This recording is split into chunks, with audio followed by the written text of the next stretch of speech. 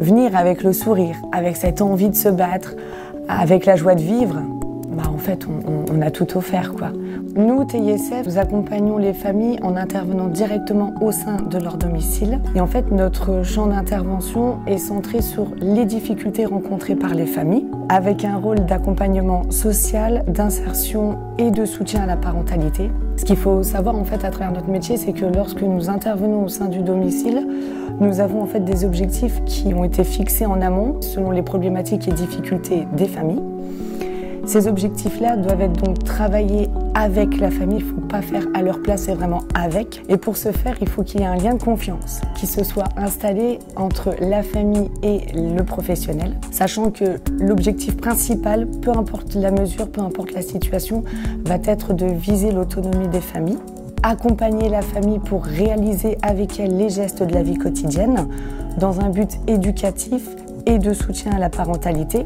La TISF peut travailler autour du budget familial, du logement, de l'image de soi, la confiance en soi. On dit beaucoup la TISF joue énormément. Ce qui n'est pas faux, mais parce qu'en fait, à travers la mise en place du jeu, il se passe beaucoup de choses.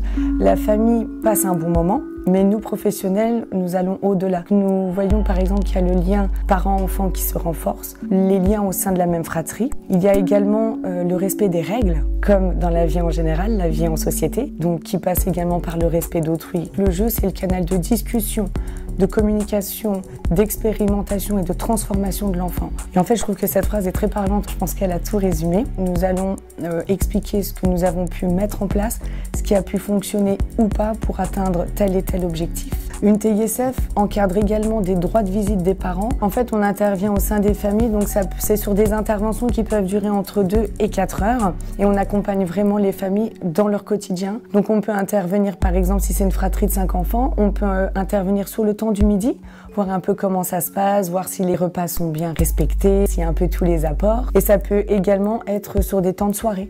Donc ça peut être sur des temps de devoirs ou des activités manuelles. Et on peut également accompagner par exemple pour les douches. Et ce qui ramène justement à travailler autour de l'hygiène. Si les enfants sont tous scolarisés, on peut très bien intervenir de 15h à 18h. Donc de 15h à 16h, on va aussi travailler avec le ou les parents. Ça peut être les familles qui recherchent de l'aide, donc qui font appel, ou ça peut être justement de la part de partenaires. Voilà, accompagnant déjà la famille, et donc dans ce cas-là, ils font appel à nous. L'assistante sociale, l'éducateur spécialisé, ça peut être aussi la PMI. Parfois, l'accompagnement il peut être difficile lorsque le lien de confiance ne se met pas en place, ou en tout cas très difficilement, pour pouvoir travailler les objectifs en collaboration avec les familles, c'est très compliqué. La formation de TISF, logiquement, elle se déroule, me semble-t-il, sur une durée de 18 à 21 mois, dans des établissements agréés avec des périodes de stage. Et l'obtention de ce diplôme se fait avec des épreuves écrites et orales. Mais moi, je suis passée par un autre parcours. J'ai obtenu le bac ST2S, Sciences et technologies de la santé et du social. J'ai ensuite eu le BTS ESF, Économie sociale familiale, pour ensuite obtenir le diplôme d'État en tant que CESF, conseillère en économie sociale familiale. Alors, pour moi, il est important, nécessaire, je dirais même voire primordial, de faire preuve d'empathie et d'avoir en soi cette notion d'aide. Ce qui me semble aussi important, c'est d'être doté de 2 savoirs. Donc tout d'abord le savoir-être, c'est-à-dire savoir rester neutre, savoir rester patient et surtout savoir s'adapter à chaque situation, parce que vous imaginez bien que toutes les situations, toutes les familles sont tellement diverses et variées que l'adaptation, c'est vraiment un élément phare. Le deuxième savoir, je dirais que c'est le savoir-faire. La TISF doit connaître les institutions et les dispositifs mis en place sur le terrain en lien avec notre métier, collaborer avec les partenaires, mais également être capable de travailler en équipe.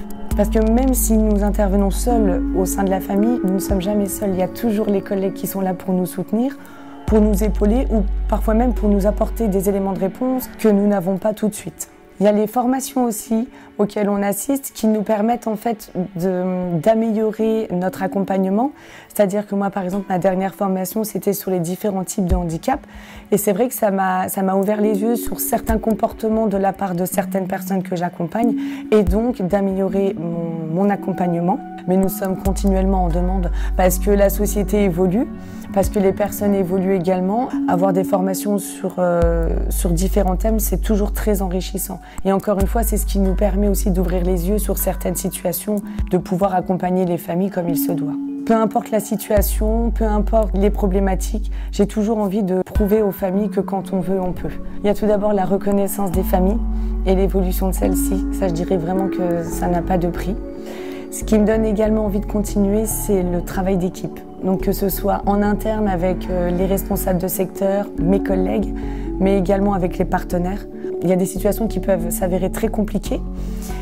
Et là, moi, je me dis qu'il faut savoir bien gérer ses émotions. Et avoir le soutien des autres, donc en l'occurrence des partenaires et des collègues, ça vient nous renforcer. Ce métier, c'est un métier qui se fait dans la finesse, donc par petits pas et par petits gestes. Donc moi, je dirais que pour pouvoir faire ce métier, il faut vraiment avoir envie d'aider les autres. Si vous avez envie d'aider les autres et si vous avez cette empathie en vous, foncez.